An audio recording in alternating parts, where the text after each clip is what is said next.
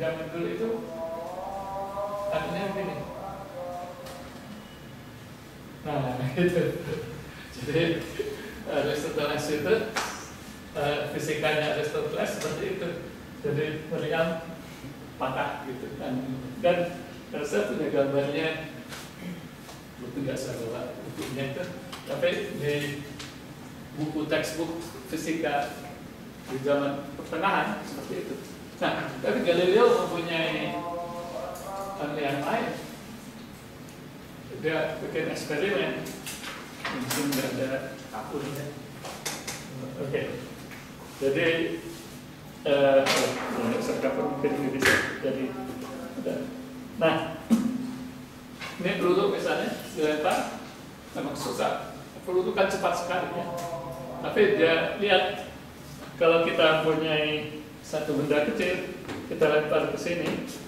Nah, sudah lihat bahwa lintasannya itu adalah lintasan sebuah parabola. Ya. Jadi dia lintasan ini, lintasan di muka bumi itu di sini elips, lintasan peluru parabola ya. Nanti kemudian ada lagi heli.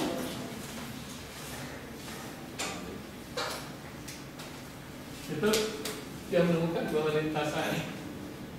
lintasan komet itu adalah hiperbola.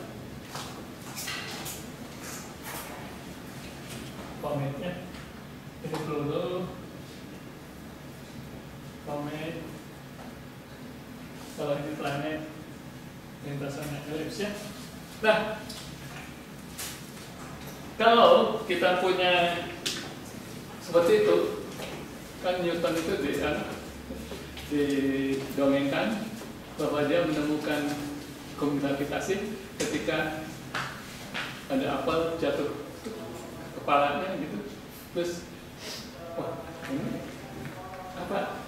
Dia timbul pertanyaan, apa persamaan dari gerak apel dengan gerak bulan atau gerak matahari gerak bumi ke matahari. Terus dia dari pemikirannya katanya dia mengatakan, oh geraknya sama itu karena adanya gaya gravitasi dan gerakan yang sama. Apa samanya? Dan kalau kita lihat dari sini, parabola itu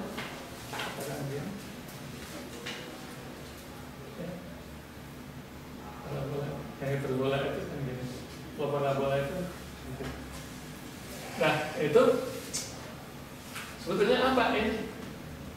Persamaan dari ini. Nah, kalau secara geometris ini ada lingkaran, ada bola ya. Ada bola ini. Bukan bola, lingkaran. Ada lingkaran, ada elips ya. Planet-planet itu. Nah, apa yang menyebabkan ini jadi satu kesatuan? Itulah yang ditemukan itulah kejeniusan dari si Newton. Dia melihat bahwa semua itu adalah, kalau saya punya kerucut, dalam potongan kerucut, kalau saya potong begini, saya dapat bola.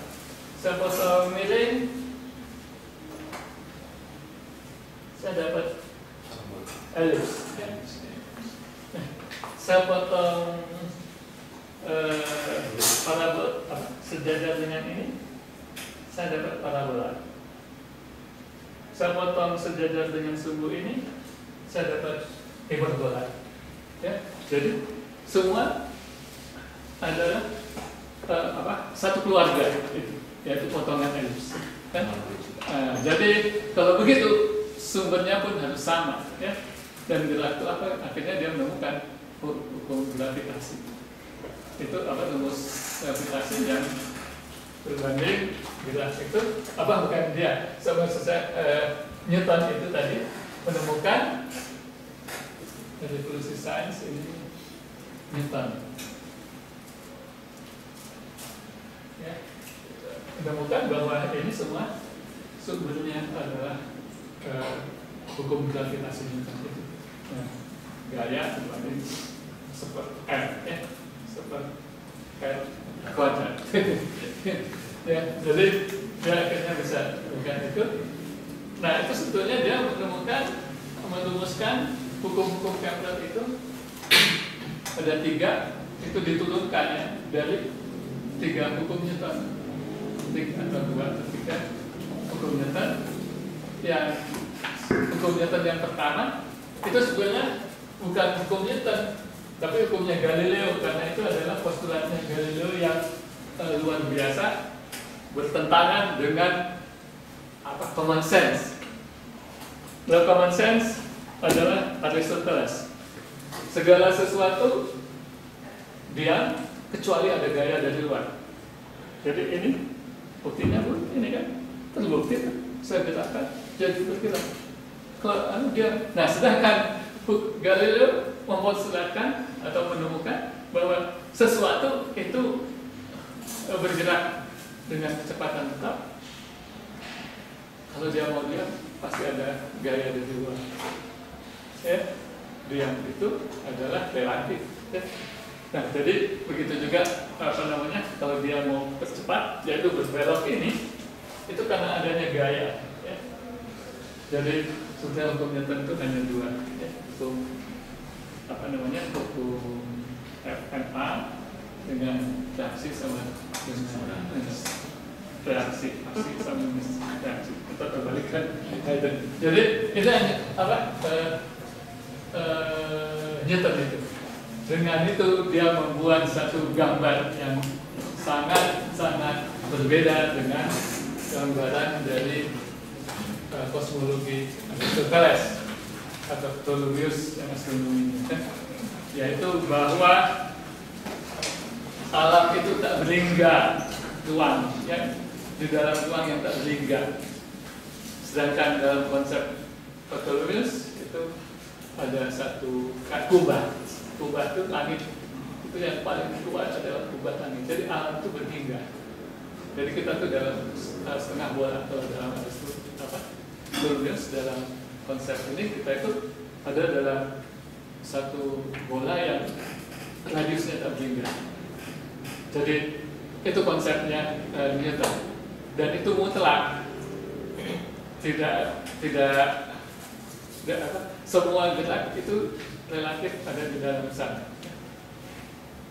Nah, kemudian waktu pun juga panjang tak berlingkar ke belakang, panjang tak berlingkar keluar. Ya. Jadi itu ada konsep Newton dan benda-benda langit itu adalah seperti apa yang ada di dalam jam saya, kan ada yang berputar. Cuma saja kalau ini dengan gas, kalau yang itu dengan gravitasi gayanya, kan? Dan itu adalah suatu pandangan yang kemudian dikenal orang, atau ada seorang penyair menyebutnya clockwork universe, kalau nggak salah Blake itu yang nulis itu. Jadi bahwa Newton itu melihat alam itu sebagai jam, ya, sebagai mesin. Itulah pandangan mekanisme itu. Jadi dengan demikian bahwa pandangan mekanisme dalam satu ruang yang tak berlingkar, waktu tak berlingkar, ya. Jadi itu Newton itu.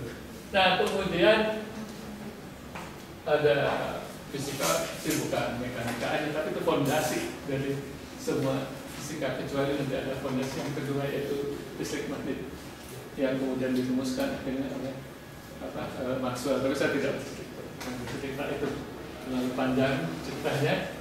Tapi ini mesin, ini termodinamika, ya, oleh James Watt, mesin Watt, mesin Watt. Nah, revolusi industri ini sejak itu antara sains dan teknologi itu menjadi satu pasangan yang saling mendorong. Jadi ada positive feedback antara mereka. Jadi perkembangan di sini akan mendorong perkembangan yang di sini. Jadi oleh karena itu terjadi eksponensial dari perkembangan teknologi. Sebelumnya kalau menurut itu kan untuk mitologi Yunani tadi itu sains dan teknologi adalah sesuatu yang pisah. Yang satu diwariskan dari Vulcanus sampai yang satu dari Athena ilmu. Ya. Jadi itu adalah sesuatu yang terpisah. Nah, belakangan ini di sini di zaman kertas ini yaitu Arab atau Islam itu teknologi itu mendukung sains. Ya. Jadi alat untuk mendukung perkembangan sains. Jadi misalnya instrumen astrolab itu ditemukan atau didesain mengukur berat planet itu didesain oleh engineers.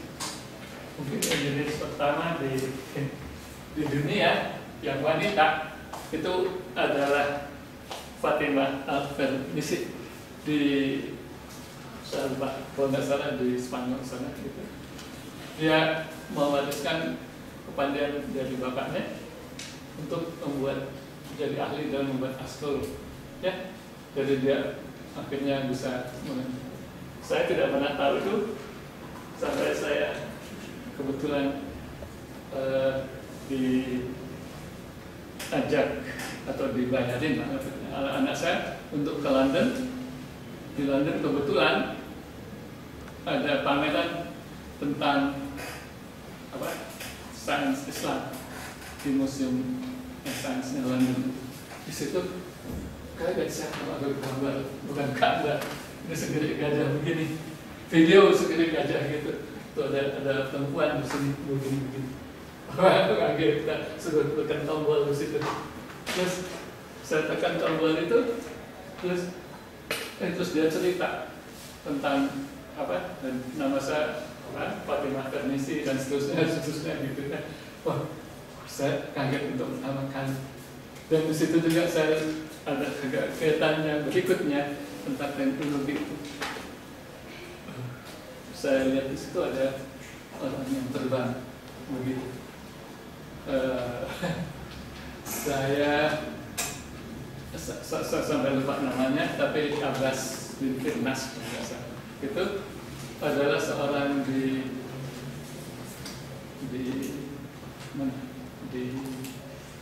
Spanyol juga kalau nggak salah itu ya, yang adalah orang yang berhasil terbang untuk pertama kali di dunia adalah itu ya. Walaupun dia terbang jatuh gitu ya, karena jatuhnya itu tidak mulus, tapi dia berhasil terbang karena dia tidak membuat ekor.